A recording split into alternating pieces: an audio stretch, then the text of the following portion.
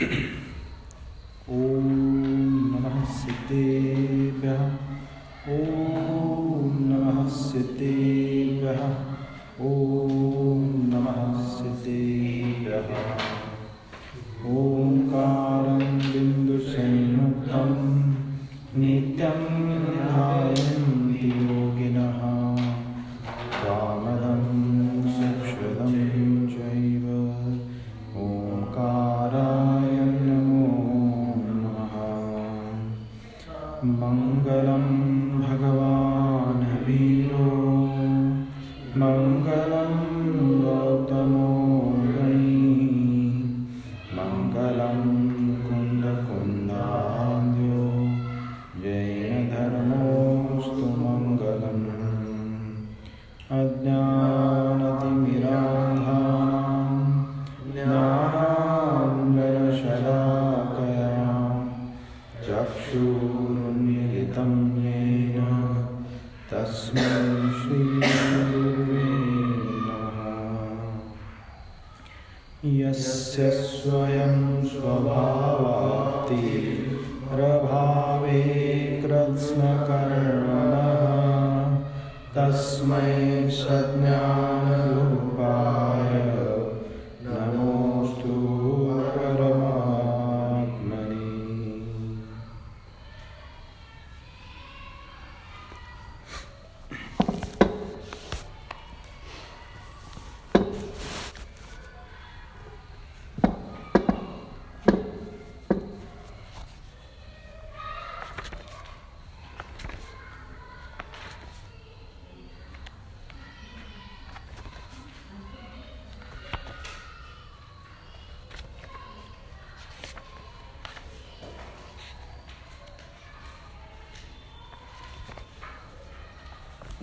श्री इष्टोपदेशी ग्रंथ के अंदर अपनी जो स्वाध्याय की श्रृंखला चली हुई है उसमें पिछले सत्र में श्लोक क्रमांक 27 के बारे में अपन चर्चा कर रहे थे। जो श्लोक आचार्य देव ने पूज्यपाद भगवान ने शिष्य का जो प्रश्न था कि निर्ममत्व भाव की प्राप्ति के उपाय क्या हैं, जीव निर्ममता को कैसे प्राप्त हो सकता है, यदि निर्ममता जीव को संसार से छूटने के लिए अगर कारण है तो निर्ममता की प्राप्ति के उपाय क्या हैं। इस प्रश्न के उत्तर में 4 श्लोकों के द्वारा इस प्रश्न का उत्तर दिया गया है, जिसके अंदर में पहला श्लोक जो है 27 क्रमांक का श्लोक, इसकी चर्चा अपन पूर्व में सत्र में करके आए थे, जिसके भीतर आचार्य भगवान द्रव्यार्थिक नय को ऊर्ध्व करके जो वस्तु का यथार्थ स्वरूप है उसका यहाँ पे कथन करते हैं कि इस आत्मा की स्वरूप अपेक्षा से क्या स्वभाव बनता है, उसका क्या स्वरूप है। तो उसके लिए यहाँ पे कहा एको अहम एकः, मैं एक हूँ। एक हूँ का अर्थ अपन ने जाना था कि इस सारे ब्रह्मांड में मैं अकेला हूँ। फिर जाना था निर्ममः, मैं निर्ममत्व स्वभाव वाला हूँ, मोह से रहित ममता से रहित रहने वाला हूँ। और कैसा हूँ, शुद्धो, मैं शुद्ध स्वरूपी हूँ। शुद्ध स्वरूप का अर्थ अपन ने क्या जाना था पूर्व में, द्रव्य कर्म मलैर्मुक्तम भाव कर्म विवर्जितम नो रहितम सिद्धम नो कर्म रहितम सिद्धम, यानी जो द्रव्य कर्म से, भाव कर्म से और नो कर्म से रहित अवस्था है वही शुद्ध अवस्था कहलाती है। उस शुद्ध अवस्था वाला मैं हूँ शुद्धो। और क्या कहा? मैं ज्ञानी हूँ। ज्ञानी हूँ यानी क्या? मति ज्ञान, श्रुत ज्ञान, अवधि ज्ञान, मनःपरय ज्ञान, इतने ही ज्ञान वाला हूँ क्या मैं? सो नहीं। मैं ज्ञानी हूँ यानी केवल ज्ञान स्वरूपी हूँ। मेरा स्वभाव जो है वो केवल ज्ञान स्वरूपी स्वभाव है, जिसको हम कहते हैं शुद्धोहम बुद्धोहम। इसी का अर्थ ये घटित होता है। और कैसा हूँ? तो कह दिया था योगींद्र गोचरः, जो योगियों के इंद्र हैं, यानी परम ध्यान में स्थित रहने वाले मुनिराज हैं, तथा उनके इंद्र कौन? श्रुत केवली और केवली गणधर देव। इनके साक्षात दृष्टिगोचर होने वाला मैं शुद्धात्मा, मैं जीव द्रव्य, मैं ऐसा हूँ। इसका बार बार चिंतन करना चाहिए। और क्या कहा पश्चात में? क्योंकि अपनी चर्चा यहीं तक हुई थी। जो 27 नंबर का श्लोक था, उस श्लोक के अंदर जो पहली जो कारिका थी, उस कारिका का स्वरूप अपन ने पिछले सत्र में जान लिया था।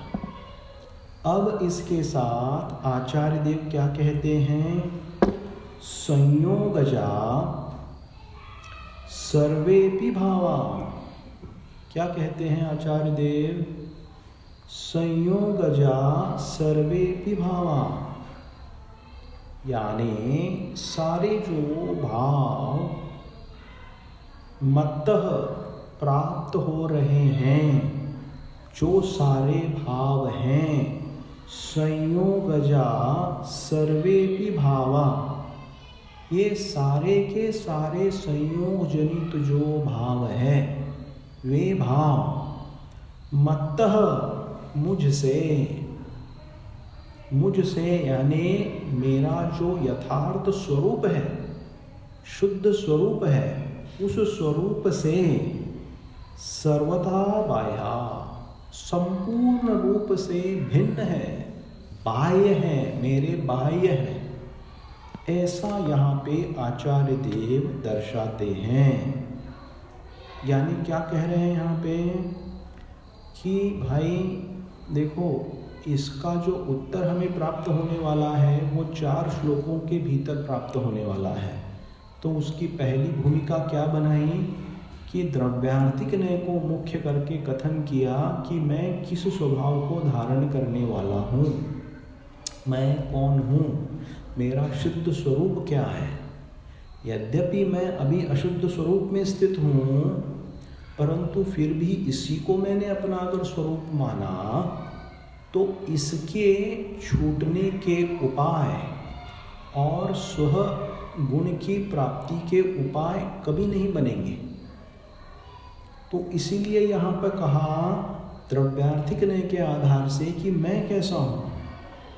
अब ऐसा अगर मैं हूँ तो मुझ में अशुद्ध भावों की उत्पत्ति क्यों होती है?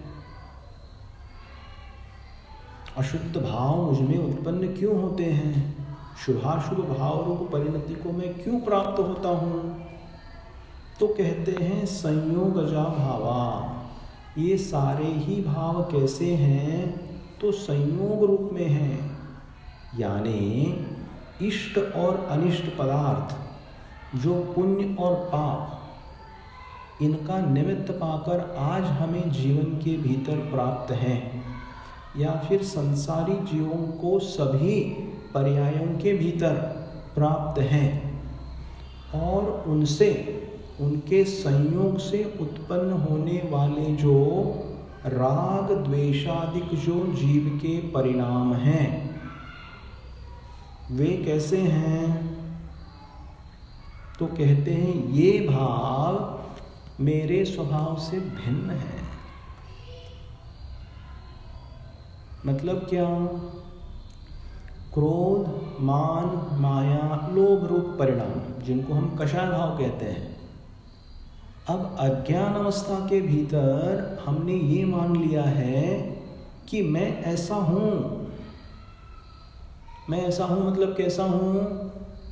कई लोगों को क्रोध करना बहुत सुहाता है, अच्छा लगता है उन्हें। क्यों? क्योंकि दूसरे द्रव्यों के ऊपर सत्ता जताने का उनमें आवेश रहता है, इसीलिए क्रोध को प्राप्त हो जाते हैं और क्रोध को प्राप्त होके आनंद महसूस करते हैं, मतलब अपनी ऊंची अवस्था को प्राप्त होते हैं। ठीक उसी प्रकार से मानादिक जो कषाय हैं, मान कषाय को प्राप्त होकर तीव्र अभिमानी होकर, अहंकारी होकर क्या अपने आप को व्यक्ति बहुत बड़ा समझने लगता है।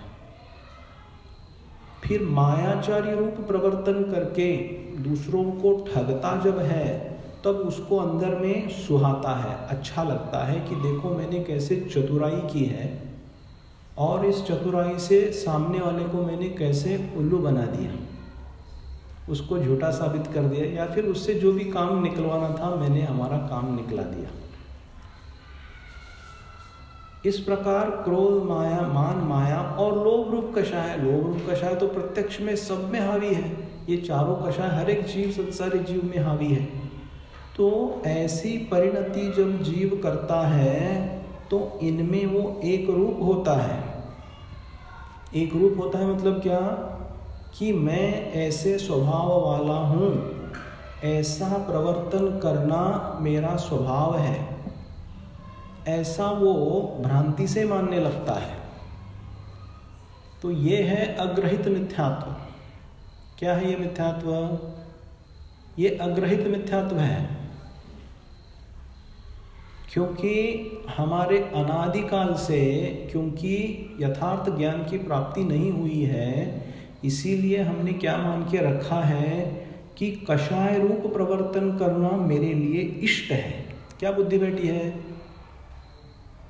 कषाय रूप जब मैं प्रवर्तन करता हूं तो मुझे इष्ट लगता है, और उसके साथ मुख्य ये 4 कषाय और फिर गौण रूप से 9 कषाय। तो इनसे प्रेरित होकर जब हम काम करते हैं तो हमें इष्ट और अनिष्ट रूप परिणति होती है, और इन राग द्वेष रूपी कषायों के कारण क्या है, हमारे जो भाव जो उत्पन्न होते हैं वो कैसे भाव हैं? वैभाविक परिणमन रूप भाव है। जब जिनेंद्र भगवान के साक्षात सम्मुख आते हैं, सामायिक को करते हैं, स्वाध्याय करते हैं, शुभाचरण रूप जब क्रिया करते हैं, तो हमारे धर्म ध्यान के प्रसंग बनते हैं। और जब इनसे हम विमुख हो जाते हैं तो सारा काम किस में चला जाता है? आर्त ध्यान में और रौद्र ध्यान में चला जाता है। तो ये आर्त ध्यान, रौद्र ध्यान होते हुए भी, यानी इनको दुर्ध्यान जो कहा हुआ है, ये दुर्ध्यान को प्राप्त होते हुए भी यहाँ आचार्य देव कह रहे हैं तेरा ये वैभाविक परिणमन है, तेरा ये स्वाभाविक परिणमन नहीं है। क्योंकि स्वाभाविक परिणमन में अपने स्वरूप के अनुसार अपना परिणमन चलता है, परंतु अज्ञान भाव से, जिसको शास्त्र में अनादि अविद्या कहा हुआ है, अनादि अविद्या नाम का शब्द आया है। अनादि अविद्या के कारण जीव ने हमेशा कषायों को भोगने में, कषायों को प्राप्त करने में और कषाय भाव रूप परिणमन करने में ही क्या पहलवानी दिखाई है, और उसको वही सुहाता है। परंतु ये सारे जो भाव हैं, ये संयोगी भाव कैसे हैं? मत्तः सर्वेपि सर्वथा, ये भाव मेरे है ही नहीं। पर किए किसने? किए मेरे नहीं है, इसका मतलब अर्थ ये नहीं है कि उनकी फलदान शक्ति से हम मुक्त हो गए। उनकी फलदान शक्ति से हम मुक्त नहीं हुए, कर्म बंधन से हम मुक्त नहीं हुए। अगर जीव वैसे भाव करेगा तो उस रूप से प्रकृति, प्रदेश, अनुभाग और स्थिति कांडक बंद करेगा, और बंद करके उन परिणामों को वो भोगेगा। परंतु ऐसा होते हुए भी अपने स्वरूप की यथार्थ पहचान होने के लिए आचार्य देव ने कहा कि भाई ये तेरा वैभाविक परिणमन है, इसीलिए शुद्ध स्वरूप नहीं है, इसीलिए ये तुझसे सर्वबाह्य है, भिन्न है। ऐसे ही है जो ऐसा ही जो भाव है वो आचार्य कुंद देव ने अष्टपाहुड़ जी के भाव पाहुड़ ग्रंथ के भीतर भी कहा हुआ है। शेषा में बाहिरा भावा सव्य संयोग लक्षणा, यानी संयोगी पदार्थों को प्राप्त होकर जो भाव परिणति हमारी उत्पन्न हो रही है, दुर्ध्यान रूप जो हम हो रहे हैं, वे सारे के सारे परिणाम यथार्थ रूप में इस शुद्ध स्वरूपी आत्मा के नहीं है। ये संयोगी भाव है।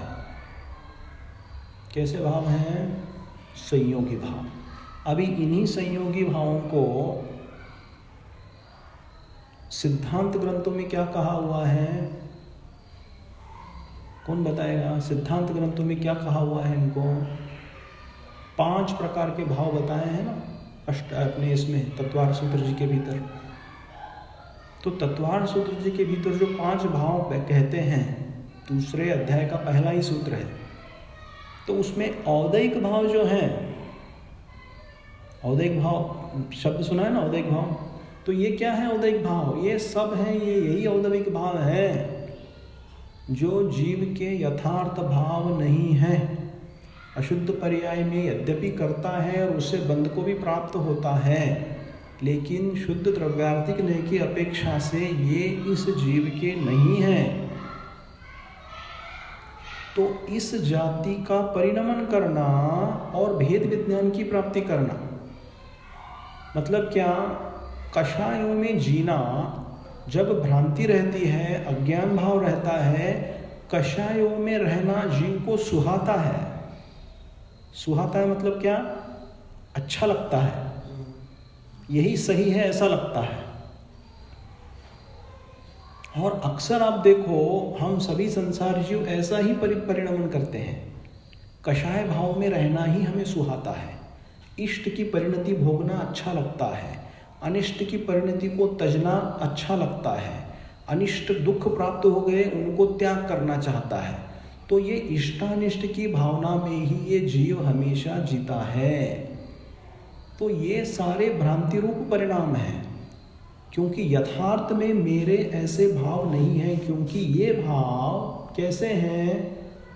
बाह्य संयोगजा भावा, मुझसे ये भाव भिन्न है, बाहर है, मैं इन रूप नहीं है, मुझसे ये सर्वथा भिन्न है।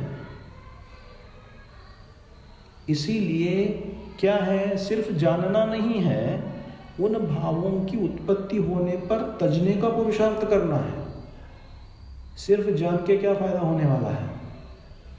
जब ऐसे भावों की उत्पत्ति हो रही है या फिर हो गई, तो होने के पश्चात भेद विज्ञान के माध्यम से इन भावों को तजने का प्रयास करना है। ओहो, मैं बहुत मान कषाय रूप परिणत हुआ, ओहो मैंने बहुत ही क्रोध रूप परिणति दिखाई, लेकिन ये मेरा सच्चा स्वरूप नहीं है, मैं इस रूप नहीं हूँ। ऐसे अंतरंग से भाव आने चाहिए। उत्तम क्षमा धर्म क्या है? उत्तम आर्जव धर्म है क्या? उसको धर्म क्यों कहा है? उनको दशलक्षण को धर्म क्यों कहा? दशलक्षण को धर्म इसीलिए कहा कि वो आत्मा के लक्षण हैं, तो स्वभाव है, स्वभाव है इसीलिए धर्म है। इसीलिए दशलक्षण को धर्म स्वरूप प्रस्तुत किया हुआ है और धर्म का एक अर्थ दशलक्षण बताया है। क्षमा या दशविहो धम्मो, जो कार्तिकेय अनुप्रेक्षण की गाथा है ना, उसके भीतर दशलक्षण धर्म को धर्म प्रस्तुत किया हुआ है। और फिर उसके साथ में व्यवहारने से जीवाणुम रक्षणम धर्म भी कहा हुआ है, जीवों की रक्षा करना वो भी धर्म है। तो ये ऐसा परिणमन जो करना है वो धर्म रूप है। यानी ऐसे कषाय भाव की उत्पत्ति देखो किसी न किसी कारण से होगी, निमित्त तो बहुत मिलेंगे, बहिरंग निमित्त बहुत मिलते हैं, तो ऐसे कषाय भाव की उत्पत्ति होगी। तो होने के बाद क्या करोगे, ये प्रश्न है। तो जो ज्ञानी जीव हैं वो क्या करेंगे? आगम का सहारा लेकर, जयेंद्र भगवान की वाणी को लेकर वे क्या करेंगे? उनको तजने का प्रयास करेंगे। भाई ये अपन कर सकते हैं जब श्रावक अवस्था में है। तो श्रावक अवस्था में अगर किसी को सम्यक दर्शन की प्राप्ति हुई है तो अनंतानुबंधी कषाय छूट गई उसकी, बहुत अच्छा है। अगर नहीं छूटी है तो सारा का सारा पुरुषार्थ वहाँ लगाना है। और जब मुनियों की बात आती है इसके संदर्भ में, तो मुनियों की बात है और भिन्न है, क्योंकि वो मात्र संज्वलन कषाय के धारी होते हैं। तो संज्वलन कषाय के धारी होने के कारण ऐसे भावों को बहुत सहजता से जीत लेते हैं वे, जो हमें शक्य नहीं होता। क्योंकि धर्म जो है वो हमारी भूमिका के अनुसरण से ही चलता है।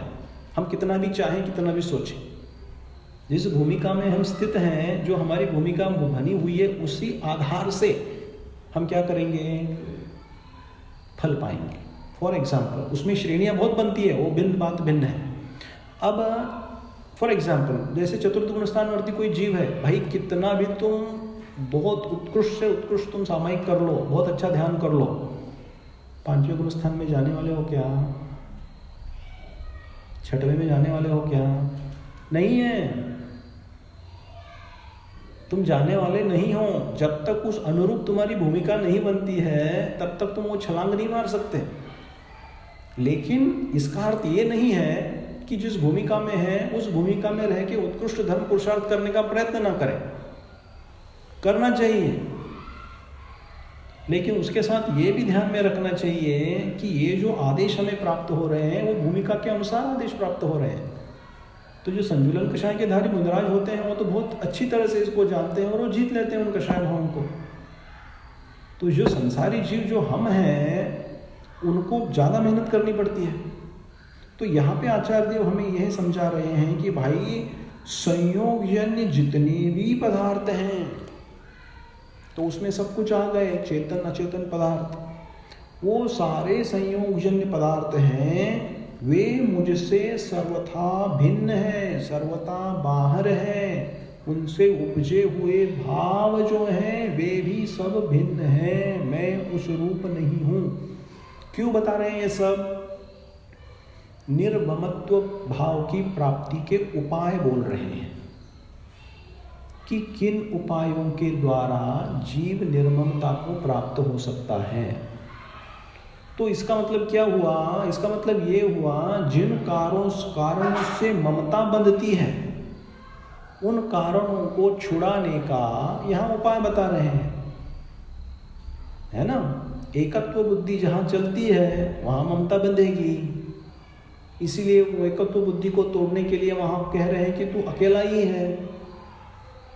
जहाँ बहुत मोहरूप परिणाम उत्पन्न होते हैं वहाँ बता रहे हैं कि तू तो निर्मम स्वभाव वाला है, बोल रहे हैं कि नहीं। तो इस प्रकार से यहाँ पे निर्ममत्व भाव की प्राप्ति के उपायों की चर्चा आचार्य देव द्रव्यार्थिक नय को ऊर्ध्व करते हुए कर रहे हैं, है ना। इस प्रकार से इसका अपन अर्थ समझते हैं। चलिए इसके पश्चात में फिर अब हम जाते हैं अगली श्लोक की तरफ, जिसमें देखिए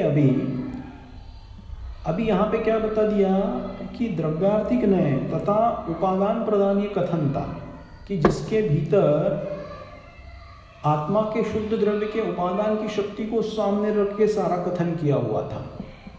अब उसी के साथ में जब ऐसे भावों की उत्पत्ति होती है तब हमें क्या करना चाहिए?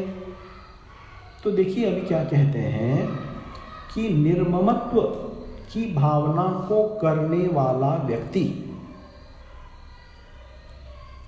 देहादिक के संबंध में क्या होता है, यानी सारे जो बाकी जो पदार्थ जीवन के भीतर संयोग भाव से प्राप्त है, क्योंकि यहाँ पे क्या कहा, बाह्य संयोगजा भाव, ये सारे संयोगी भाव है, ये क्या है, मत्तः सर्वथा बाह्य, मेरे से सबसे भिन्न है बोल रहे हैं।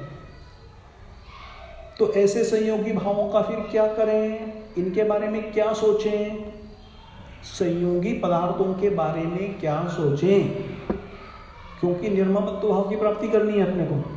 तो देखिए अगले श्लोक के भीतर क्या कहते हैं कि देहादिक के संबंध में जो सोच है, यानी ये संयोगी जो सारे पदार्थ हैं, इनके लिए क्या सोचना योग्य है?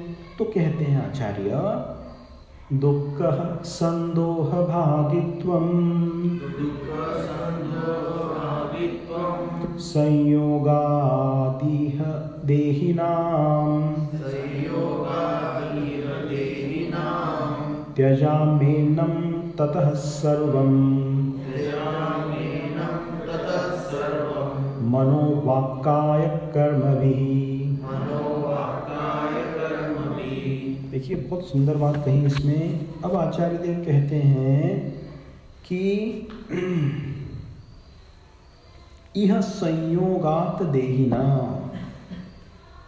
इस देही यानी कौन? आत्मा, संसारी प्राणी, जीव, संयोगात, संयोग के कारण, जो अपने को संयोग जो प्राप्त है, उन संयोगों के कारण दुख संदोह भागित्वम। दुख संदोह का अर्थ होता है समूह। तो कहते हैं यह संयोगात देहिनाम, इन संयोगों के कारण, यानी बाहरी पदार्थों के संयोगों के कारण, यह संयोगात देहिनाम दुख संदोह, दुख रूपी समूहों का भागीदार होना पड़ता है। दुख रूपी संयोगों को भागीदार होना पड़ता है। किसके लिए? देही के लिए। देही यानी कौन? जीव, संसारी जीव। और ऐसा होने के कारण ततः, इसलिए आचार्य देव कहते हैं त्यजाम्येनं, त्यजाम्य एनम, ततः एनम, इनको, किनको? संयोगों को। तो कहते हैं ततः एनम सर्वम, सर्वरूप से, यानी कैसे? मनोवाक्काय कर्म भी, मन से, वचन से, काय से। क्या करें? त्यजामी, मैं त्याग देता हूं। किनको त्याग देता हूं? संयोगों को त्याग देता हूं। इसीलिए जो संबंध हैं, जो मन वचन की क्राय से, क्रिया से हम करते हैं, इन संयोगों को मैं मन वचन और काय से क्या करता हूं? त्याग देता हूं। ऐसा क्यों कहा यहाँ पे? तो देखो यहाँ पे अभी पहला कथन जो आया था, वो पहला कथन उपादान प्रधान था, द्रव्यार्थिक नय की अपेक्षा से था। अब जो दूसरा कथन आ रहा है, ये पर्यायार्थिक नय तथा निमित्त प्रधान कथन की अपेक्षा से किया हुआ है। यही जिनेंद्र देव का स्याद्वाद है, यही अनेकांत है। क्योंकि मात्र एक की डोर पकड़ के क्या होने वाला है? हमको जो पदार्थ जो हमें चाहिए वो हमें मिलने नहीं वाला है। मथनी जो है, जब हमें बटर मिल्क, जो क्लैरिफाइड बटर मिल्क जो हमें निकालना है, उसके लिए क्या करना पड़ेगा? 2 डोरों का इस्तेमाल करना पड़ेगा ना मथनी के द्वारा, फिर तो हम उसको निकाल सकते हैं। तो यहाँ पे कह रहे हैं यद्यपि एक को पकड़ो नहीं, दोनों को ही पकड़ो। तो दोनों को क्या पकड़ो? तो भाई जो संयोगी पदार्थ हैं, उन संयोगी पदार्थों को भी निर्ममत्व भाव की प्राप्ति के लिए त्याग करना पड़ेगा। अब ये ऊपर की भूमिका बता रहे हैं। श्रावक अवस्था में रहते हुए अगर उत्कृष्ट रूप से 10वीं और 11 प्रतिमा के धारी हो गए तो कुछ अपेक्षा से त्याग हम कर सकते हैं। अगर ऐसी दशा को हम प्राप्त नहीं हो सकते हैं, खैर कोई बात नहीं, जितना हो सके उतना करें। लेकिन उत्कृष्ट मुनिचर्या की अपेक्षा से क्या बोल रहे हैं यहाँ पे कि मैं ऐसे सारे संयोगों का त्याग कर देता हूँ। क्यों? क्योंकि दुख संदोह भागित्वम, संयोग में सुख नहीं है, संयोग में दुख है। इस संसार के देहादिक के संबंध से प्राणियों को दुख के समूह को भोगना पड़ता है। यथार्थ बात तो यही है। क्या है कि संयोगों के भीतर हमारी बुद्धि ये बैठी है कि सारे सुख हमें इनसे प्राप्त होने वाले हैं। क्यों? क्योंकि संसारी प्राणी को ऐसा लगता है कि जितने संयोग मुझे प्राप्त हो रहे हैं उतना मैं सुखी हो जाऊंगा। और ये सुख की परिभाषा जो है वो इंद्रिय सुख के ऊपर अवलंबित है। तो इंद्रिय सुख को प्राप्त करने के लिए जितनी भी चेतन और अचेतन वस्तुएं हम हमारे धन से वगैरह प्राप्त कर सकते हैं, उनको प्राप्त करने का ही निरंतर पुरुषार्थ ये जीव इस भव में नहीं, सारे ही भव में यही करता आया है। क्यों? क्योंकि सबको सुखी होना है कि नहीं? सबको सुखी होना है कि नहीं? छेड़ाला के भीतर क्या कहा?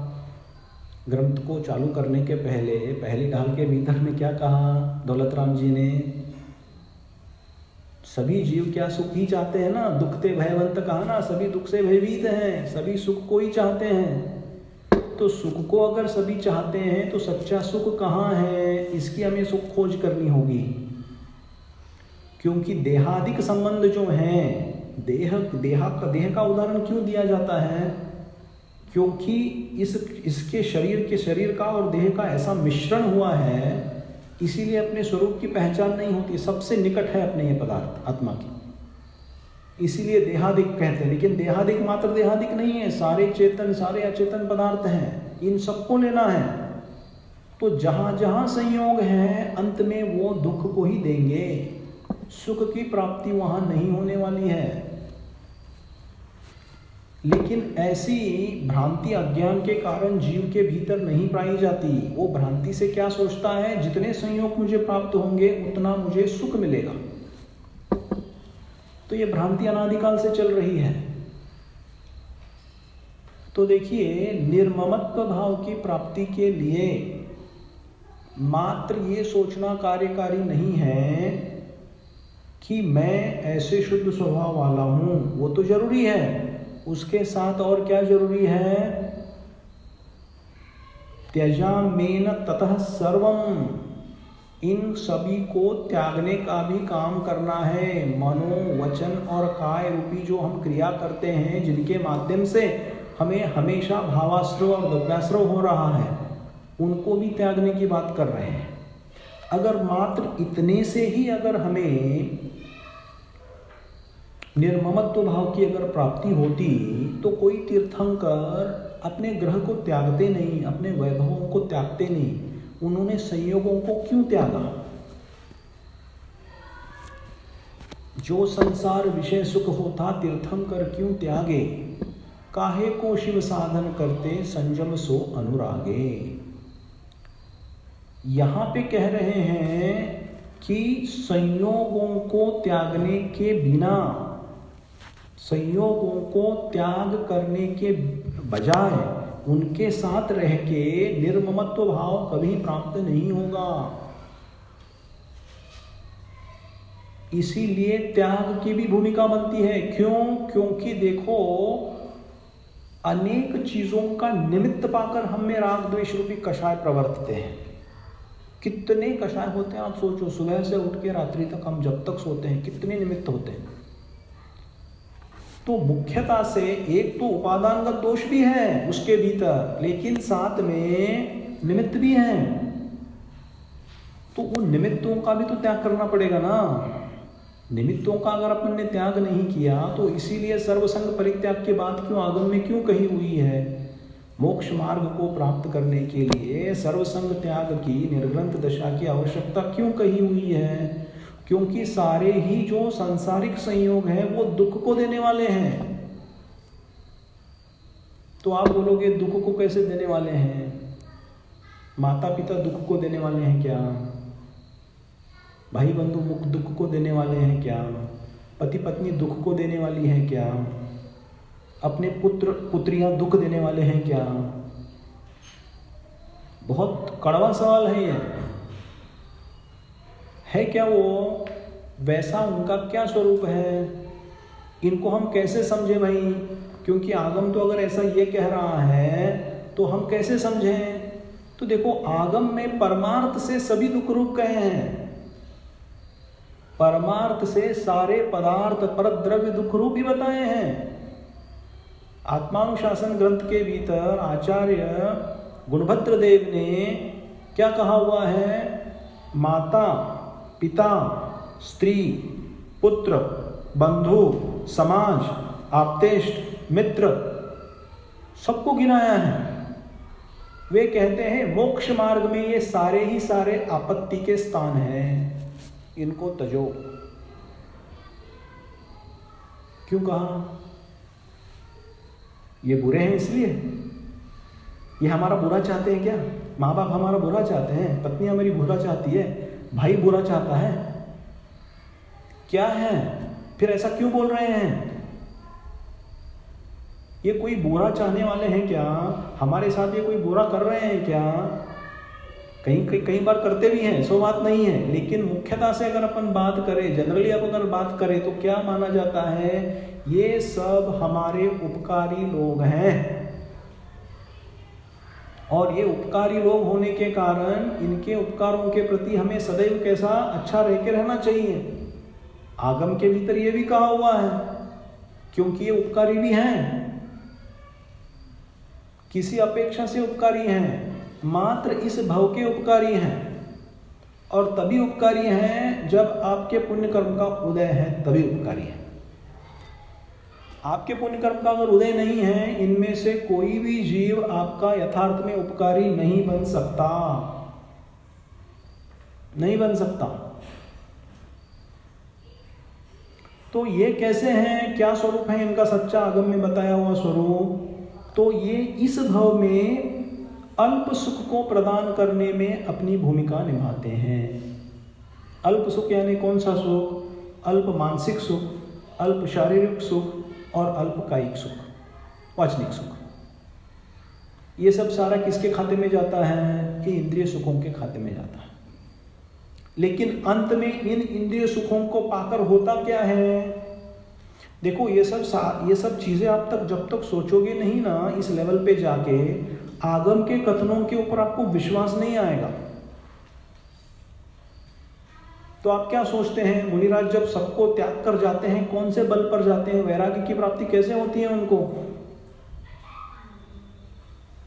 जिन्होंने उनको पाला बड़ा किया, ये सब किया, इतना कुछ काबिल बनाया, उनको छोड़ के जाना कोई सादी बात है क्या? आप सोचो, इट्स नॉट अ जोक। लेकिन करते हैं ना, तीर्थंकरों ने भी यही किया हुआ है। तो ये इस भव के अल्प सुख रूप प्रदान करने वाले जरूर हैं, लेकिन इनका संयोग पाकर जीव ऐसे पाप करता है, इनका संयोग पाकर इनके लिए ये जीव ऐसे पाप करता है कि अंत में भव के परिणाम दुख रूप ही निकलते हैं। इसीलिए इनको मुख्य रूप से दुख रूप ही प्रस्तुत किया है। अगर आपसे कोई पूछे कि इनको दुख रूप क्यों प्रस्तुत किया है, तो उत्तर ये है, इनको कोई बुरा नहीं बोल रहा है। पाप कौन कर रहा है? अंत में पाप वही जीव कर रहा है। और यद्यपि आपके पुण्य कर्म का अगर उदय है, और उदय होने के कारण ये अभी आपको सुख भी प्रदान अगर करते हैं, तो वो सुख भी जो आपको मिलेगा वो आकुलता से सहित होगा। सुख भी निराकुल सुख तो है ही नहीं। जहां इंद्रिय कषाय है वहां निराकुल सुख होता ही नहीं है। तो वो सुख भी जो प्राप्ति होगी, वो सुख की प्राप्ति भी आकुलता से भरी हुई होगी, निराकुलता से कभी भी नहीं हो सकती। इस अपेक्षा से वो भी दुखदायक ही परिणाम है। इसीलिए सारे संयोगी पदार्थ जो बताए हैं, उनका सच्चा स्वरूप तो परमार्थ से ये बताया है, और उसी को यहां आचार्य देव कह रहे हैं दुख संदोह भागित्वम। ये दुख के समूह का भागीदार इस जीव को संयोग के लिए, संयोगों के कारण होना पड़ता है।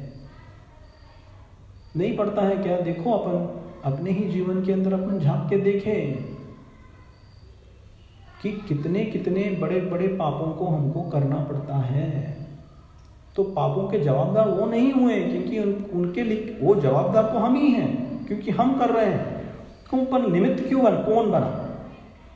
निमित्त तो सारे बने ना, तो निमित्त की भी चर्चा आवश्यक है, क्योंकि निमित्त क्यों त्यागे बिना पूर्ण निर्ममत्व भाव की प्राप्ति नहीं हो सकती। जो ध्यान का जो ग्रंथ है, ज्ञानार्णव ग्रंथ, उसमें एक श्लोक अपन ने पूर्व में देखा था, किसी को याद है तो, उसके भीतर क्या कहा था? अगर तुझे व्यवस्थित रूप से ध्यान की अगर प्राप्ति चाहिए तो तू पहले त्याग कर। त्याग के बिना ध्यान भी नहीं है। क्यों? क्योंकि सारा मन वही दौड़ता है। तो किसी अपेक्षा से यह भी कथन सही है कि उत्कृष्ट ध्यान की प्राप्ति के लिए त्याग की आवश्यकता है। उत्कृष्ट ध्यान जैसा श्रेणी आरोहण काल में शुक्ल ध्यान में होता है, वैसा ध्यान वो तो हम श्रावकों को क्यों प्राप्त नहीं है? क्योंकि हम संयोगों से घिरे हुए हैं। जब तक हम संयोगों से दूर नहीं जाएंगे तब तक इसकी प्राप्ति हमें नहीं होगी। तो सारे जो मुनिराज जो मोक्ष को चले गए हैं, वे सब ऐसे अकेले रह के मोक्ष में कैसे चले गए? सब पर्वत की गुफाओं में गए, नदी के किनारे गए, और कहीं कहीं पे गए, वन ऐसे अरण्य में गए, और वहाँ पे उन्होंने ध्यानावस्था प्राप्त करके मोक्ष की प्राप्ति की। सब जगह यही मिलता है ना अपने को। तो क्या है? संयोगों को तजना, संयोगों को तजने का यहाँ पे हमें आदेश प्राप्त हो रहा है कि ये संयोगों का सच्चा स्वरूप क्या है? तो दुख रूप है।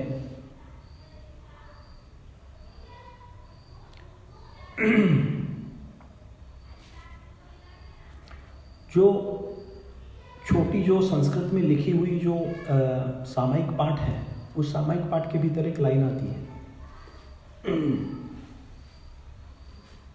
हाँ,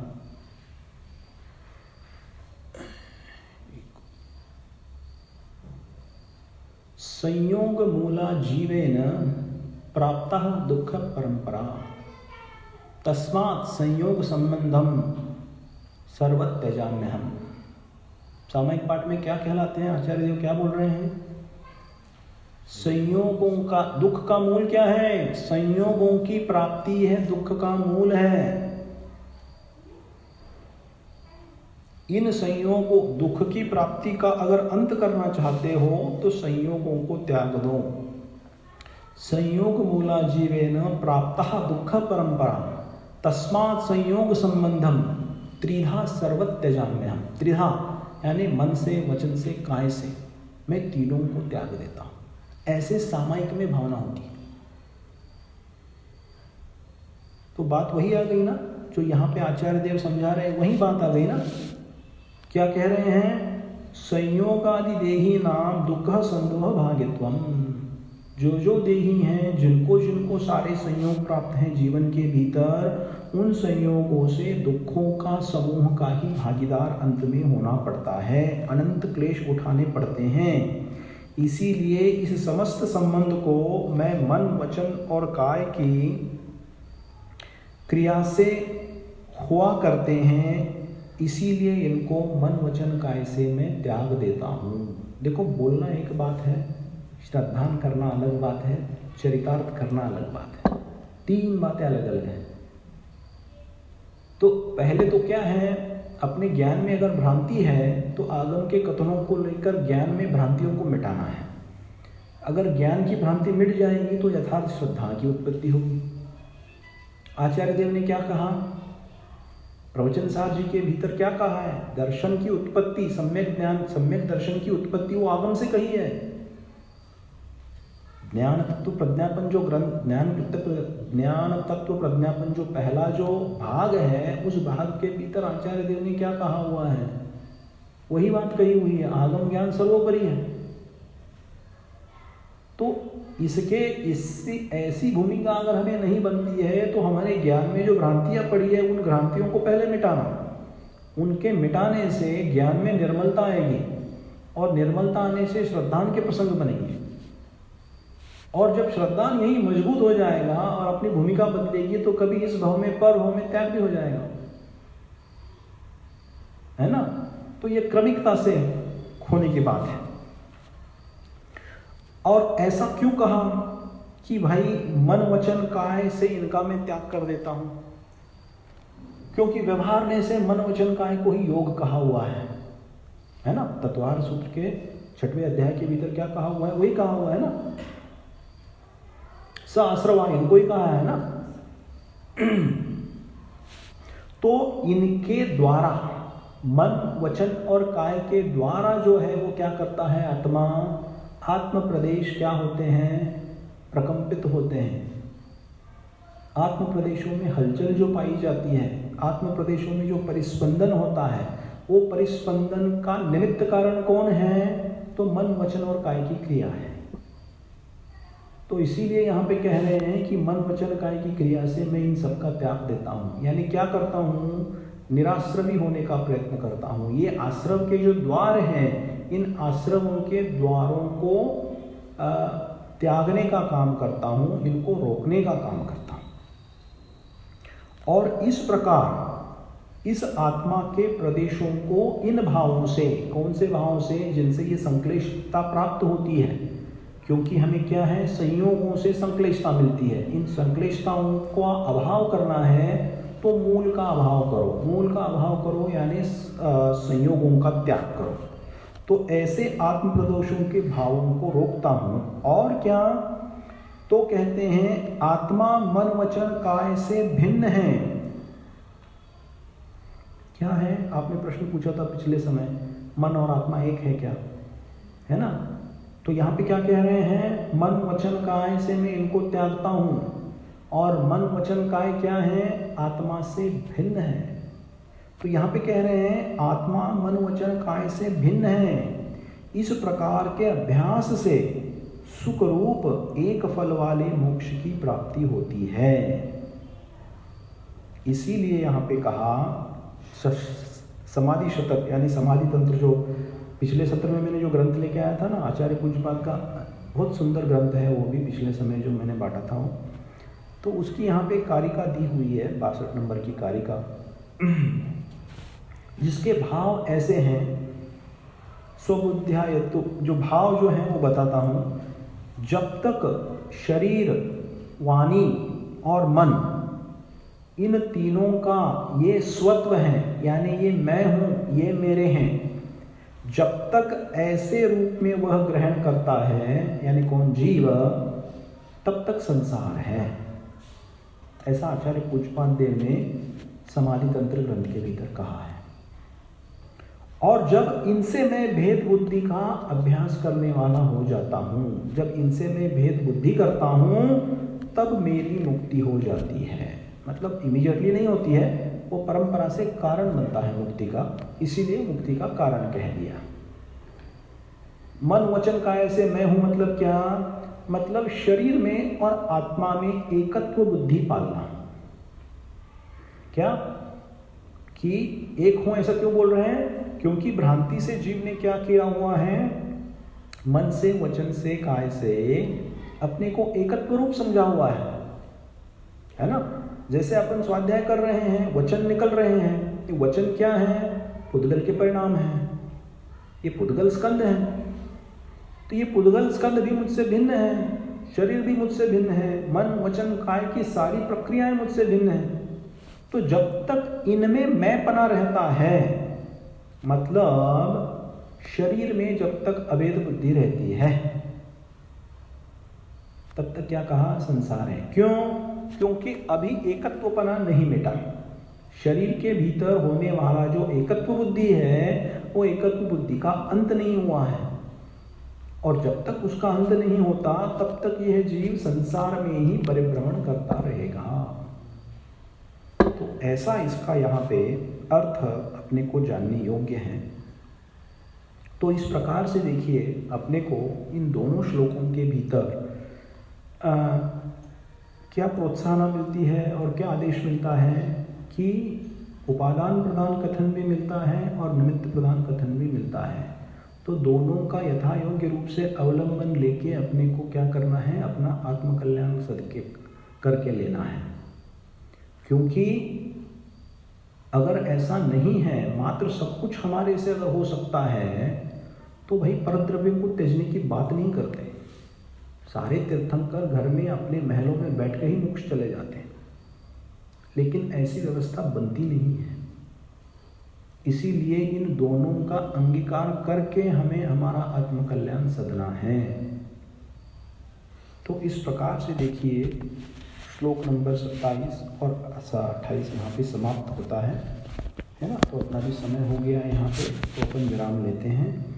और इसके संबंध में किसी को कोई जिज्ञासा प्रश्न है तो 2 मिनट के लिए अपन कर सकते हैं। जैनम जयतु शासनम, जैनम जयतु शासनम, जैनम जयतु शासनम। मागच्या वेळेस जो क्वेश्चन होता की म्हणजे